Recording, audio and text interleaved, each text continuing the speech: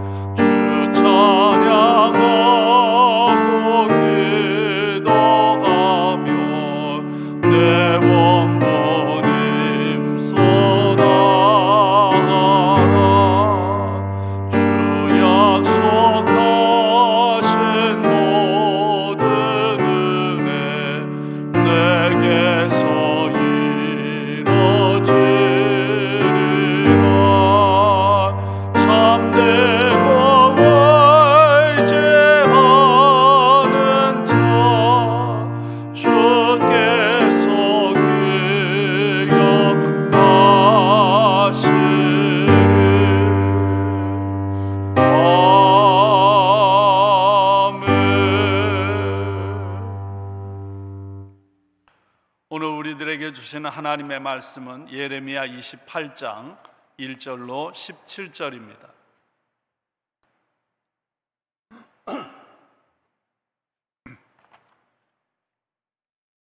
함께 봉독하겠습니다.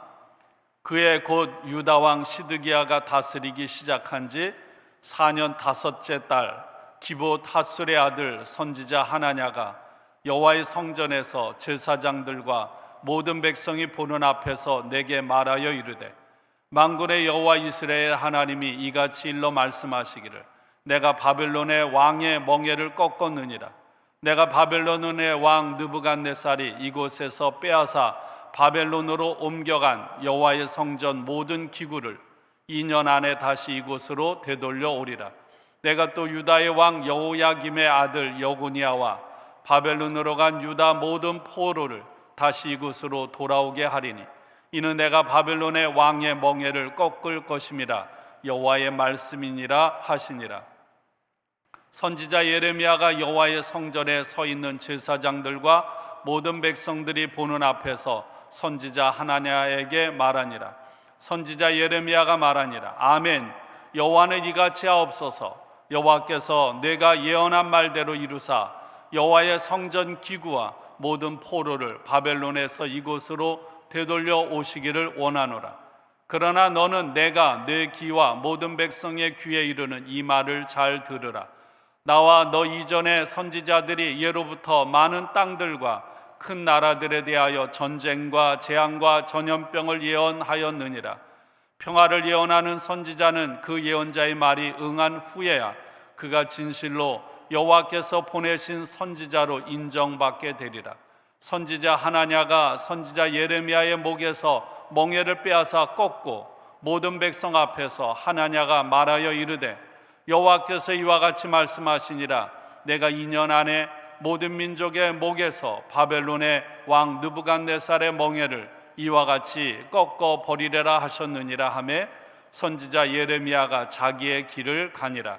선지자 하나냐가 선지자 예레미야의 목에서 멍에를 꺾어버린 후에 여호와의 말씀이 예레미야에게 임하니라 이르시기를 너는 가서 하나냐에게 말하여 이르기를 여호와의 말씀에 내가 나무 멍에를 꺾었으나 그 대신 새 멍에들을 만들었느니라. 만군의 여호와 이스라엘의 하나님께서 이와 같이 말씀하시니라.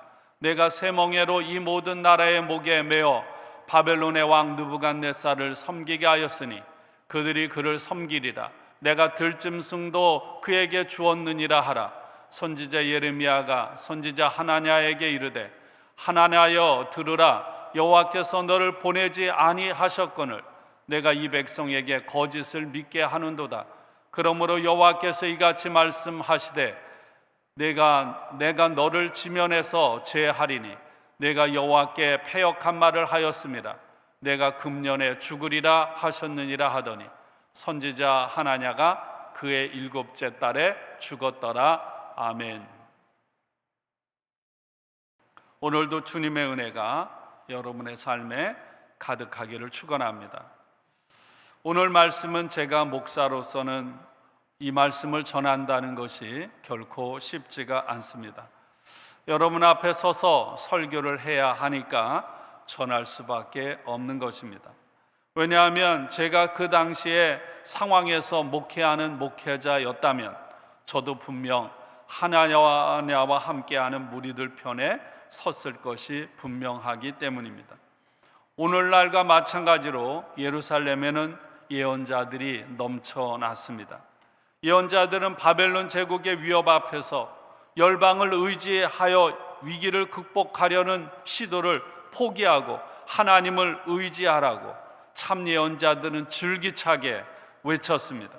그러나 유다 왕 시드기야는 여호와 하나님을 의지하기보다는 주변 나라들의 힘을 모아서 바벨론 세력에 대항하고자 동맹을 시도했습니다.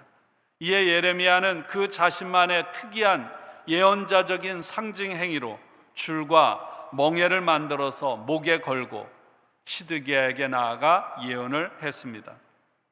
예레미야가 예언할 때 비슷한 시기에 또 다른 예언자인 기브온 아술의 아들 하나냐라는 예언자가 등장을 했습니다. 하나냐는 예루살렘 성전에 모인 제사장들과 모든 백성들 앞에서 하나님의 말씀을 선포합니다. 2절, 3절, 4절 이어지는 말씀입니다. 만군의 여호와 이스라엘의 하나님이 이같이 일러 말씀하시기를 내가 바벨론의 왕의 멍에를 꺾었느니라. 바벨론 느부갓네살에게 빼앗겼던 여호와의 성전 모든 기구들이 2년 안에 다시 돌아오게 될 것이라.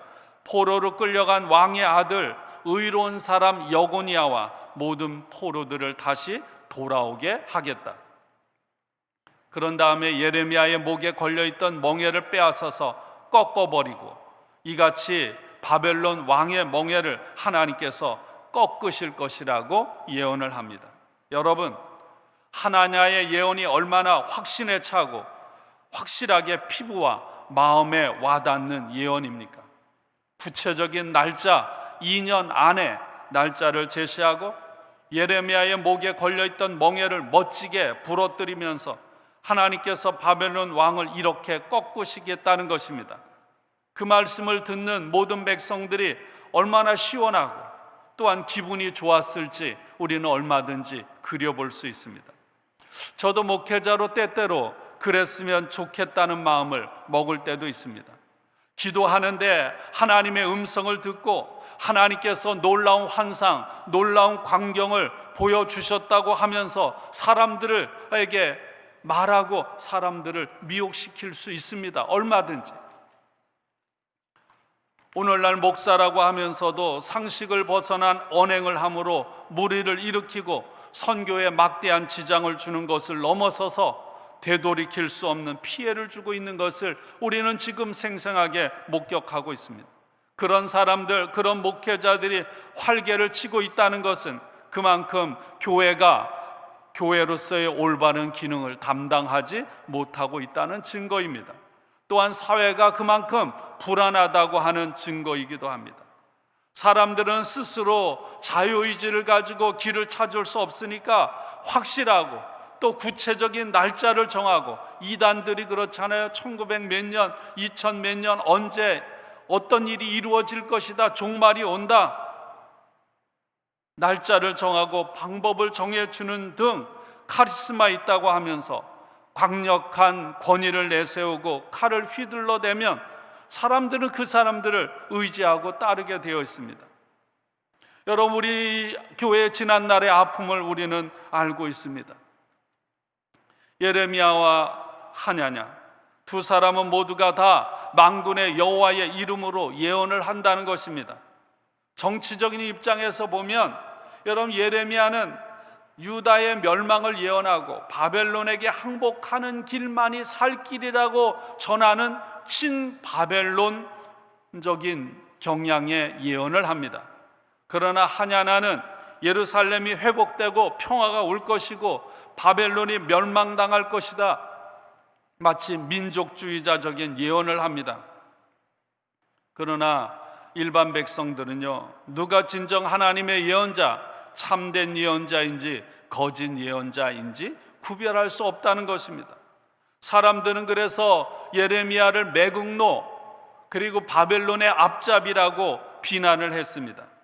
여러분, 이 문제는 예레미야 당시뿐만 아니라 오늘까지도 앞으로도 계속되는 문제일 것입니다. 예레미야가 오늘 6절에 이렇게 말합니다. 아멘, 아멘. 주께서 그렇게만 하여 주신다면 오죽이나 좋겠소. 표준 세번역입니다. 당신이 예언한 말을 주께서 성취해 주셔서 주의 성전 기구와 모든 포로가 바벨론에서 이곳으로 되돌아올 수 있기를 나도 바라오. 이 말은 예언자 예레미야가 하나냐의 말을 비웃으면서 조롱하는 말이 아니라, 예레미야도 하나님의 말대로, 하나님의 말씀대로 하나냐의 예언을 통해서 속히 하나님께서 유다를 회복시켜 주시기를 간절히 원한다는 바람을 담고 있어요. 당연한 거죠. 하나님께서 하시면 얼마든지 가능한 것입니다. 하나님께서 예레미야를 통해 심판의 말씀을 선포하셨을지라도 하나님은 마음을 바꾸셔서 다른 사람, 다른 예언자들을 통해서 얼마든지 당신의 말씀을 전할 수 있기 때문입니다. 그래서 예레미야는 그것을 인정하고 하나님께서 자신에게 주신 말씀을 전하는 것입니다. 7절, 그러나 너는 내가 내 귀와 모든 백성의 귀에 이르는 이 말을 잘 들으라. 하나님께서 하나냐에게 주신 말씀이 맞을 수도 있기 때문에 그 가능성을 예레미야는 겸손하게 인정하면서, 예레미야는 하나님께서 자신에게 주신 말씀을 근거해서 자신의 관찰, 자신의 생각, 그것을 하나냐와 백성들에게 전하고 있는 것입니다. 그러나 하나냐는 어떻습니까? 처음부터 끝까지 자기의 말, 자기의 추측, 자기의 생각이 아니라 처음부터 끝까지 하나님께서 주신 것이다, 하나님의 이름을 내세우고 있어요. 여러분, 이것을 분간하기가 쉬운가요? 그렇다면 참 예언과 거짓 예언을 구별하는 기본적인 원칙이 무엇입니까? 오늘 9절, 8절, 9절은 이렇게 말하고 있습니다. 평화를 예언하는 선지자는 그 예언자의 말이 응한 후에야 그가 진실로 여호와께서 보내신 선지자로 인정받게 되리라.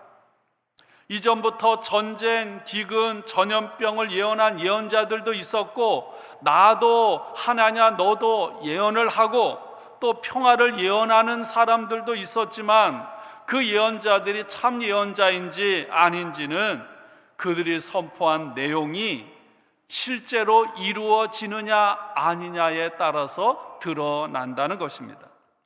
신명기 18장 21절 22절은 이렇게 말하고 있습니다. 증언이 없고 성취함도 없으면 그것은 여호와께서 말씀하신 것이 아니요 그 선지자가 제 마음대로 한 말이니 너는 그를 두려워하지 말지니라. 문제는 증험과 성취를 보는데 오랜 시간이 걸린다는 거죠. 그러니 지금 당장에는 참과 거짓을 구별하기가 어렵다는 것입니다. 누가 참 예언자인지 아닌지는 궁극적으로 참 예언자 자신만이 알고 있고 더 나아가서 하나님만이 아십니다. 그러므로 여러분, 예언자나 목회자가 오늘도 마찬가지예요. 양심이 무뎌지고 굳어지면 안 되는 것입니다. 또한 두렵고 떨림으로 항상 하나님의 말씀 앞에, 그리고 시대 앞에, 백성들 앞에 깨어 있어야만 하는 것입니다. 하냐나는 예레미야에게 폭력적인 방식으로 반응을 합니다. 예레미야의 목에서 멍에를 빼앗아 꺾어버린 후 여호와께서 2년 안에 바벨론 왕의 목을 꺾으실 것이라고 강력하게 선포합니다. 그러나 하나냐의 폭력 앞에 예레미야는 폭력으로 대응하지 않고 자기의 길을 갔습니다. 그렇지만 하나님께서 다시 예레미야에게 나타나서 예레미야가 옳았음을 확인해 주셨습니다. 누가 참 하나님의 예언자인지 아닌지는 하나님께서 말씀해 주시기 전에는 알 수가 없는 것이죠. 여러분, 어떤 상황을 만나면 우리는 그 상황을 쉽게 벗어나기를 원합니다. 누구라도 예레미야 예언자의 말이 아닌 하나냐의 말을 듣기를 좋아합니다. 모든 것이 잘 될 것이라고 말하는 것은 쉽고요, 인기도 얻는 길입니다. 그러나 여러분, 오랫동안 유다 백성들은 끊임없이 하나님의 뜻을 거역하고 하나님이 싫어하시는 그런 불의한 삶을 살아왔습니다. 이제는 더 이상 돌이킬 수 없기에 하나님께서는 바벨론 왕이라는 막대기를 들어서 유다 백성들에게 심판을 내리는 것입니다. 그러므로 그런 상황 가운데서 평화, 우리가 이길 것이다, 잘 될 것이다 라는 말은 더 이상 효력을 잃어버린 것입니다. 물론 내일 나누게 될 29장에 나오는 말씀처럼 하나님은 우리를 향한 분명한 마음을 갖고 계십니다. 예레미야 29장 11절입니다. 너희를 향한 나의 생각을 내가 아나니 평안이요 재앙이 아니니라. 너희에게 미래와 희망을 주는 것이니라. 이것이 궁극적인 하나님의 우리를 향하신 마음이요 생각입니다. 그러나 지금 나무 멍에로도 깨닫지 못하면 새 멍에를 질 수밖에 없는 것입니다. 결국 하나님의 이름으로 평화를 말하며 낙관적인 말을 선포함으로 백성들을 현혹시킨 하나냐를 하나님께서는 그냥 두고 보시지 않으셨습니다. 16절 말씀입니다. 내가 너를 지면에서 제하리니 내가 여호와께 패역한 말을 하였습니다. 내가 금년에 죽으리라 하셨느니라. 17절 말씀은 하냐냐가 2달 만에 죽었다는 경고의 메시지로 마무리되고 있습니다. 여러분, 이것은 기만과 자기 이익을 위해서 하나님을 이용하는 행위가 얼마나 심각하고 무서운 것인지를 경고해 주는 말씀입니다. 물론 하나님의 은혜 때문에 이와 같은 행위를 하는 사람들이 금방 그 자리에서 즉각적인 하나님의 벌을 받는 것은 아닙니다. 아마 그렇다면 이 세상에 살아남아 있는 사람은 단 한 사람도 없을 것입니다. 그러나 성경의 하냐냐의 이야기는 하나님을 만홀하게, 하나님을 함부로 여기지 말라고 하는 심각한 경고를 우리에게 전해주고 있는 것입니다. 여러분, 레위기 10장에 아론의 두 아들 나답과 아비후의 이야기가 나옵니다. 나답과 아비후는 하나님께서 정해주신 불이 아닌 다른 향로를 가지고 여호와 하나님 앞에 나가 분향하다가 하나님께서 즉각적으로 그들을 불로 태워 죽였습니다. 여러분, 사도행전 5장에도 아나니아와 삽비라 부부 이야기 나오지 않습니까? 거짓말을 할 때 하나님께서 그들을 즉각적으로 그 자리에서 죽이셨습니다. 여러분, 또한 사무엘하 6장에 보면 베레스 우사 이야기를 우리는 알고 있습니다. 사랑하는 여러분, 우리는 하나님의 뜻을 어떻게 분별할 수 있습니까? 우리는 매 순간마다 우리들이 처한 상황 가운데서 하나님의 뜻이 무엇인지 물어야 합니다. 그러나 또한 동시에 하나님께서 주신 지혜와 이성을 가지고 상황에 대한 올바른 판단과 해석을 내려야 합니다. 조한 에슬레 목사님은 이렇게 우리가 해야 할 기준을 말씀해 주셨습니다. 우리의 경험, 우리의 이성, 그리고 성령님의 도우심을 힘입고 명백한 성경의 법칙을 적용하는 것을 통해서 하나님의 뜻을 알게 된다라고 말씀하셨습니다. 특별히 목회자나 영적인 리더는 하나님의 이름이나 하나님의 말씀의 권위를 이용해서 자신의 말이나 주장을 합리화시키려고 하는 유혹을 받을 때가 많습니다. 목회자는 어떤 의미에서 공동체 안에서 최종 판단자, 권위자일 수 있습니다. 그러므로 목회자로서 자신의 생각과 주장, 영적인 리더로서 그것을 최종적인 결론으로 내리는 것이 아니라 오늘 예레미야처럼 하나님께서 자신이 아닌 다른 사람을 통해서도 말씀하실 수 있음을 겸손하게 인정하고 다시 한번 하나님 앞에 나가 하나님의 뜻을 구하고 할 수만 있다면 합리적이고 상식적인 기준에서 그리고 성령의 도움을 구하며 성령께 순종함으로 여러분 바른 판단을 내리는 것이 필요한 줄로 믿습니다. 우리 다 함께 기도하겠습니다. 하나님 은혜를 감사합니다. 오늘 주신 말씀을 신비에 새기게 하시고 오직 하나님의 말씀을 의지하며 그 말씀을 따라 살아가게 하옵소서. 두렵고 떨림으로 겸손하게 하나님의 말씀을 구하며 잘못된 거짓 예언자들을 따르지 않는 분별력을 허락해 주옵소서. 사랑하는 모든 성도들의 삶과 가정을 지켜주시고 특별히 고통 가운데 있는 주의 종들에게 특별한 은총과 위로를 허락해 주옵소서.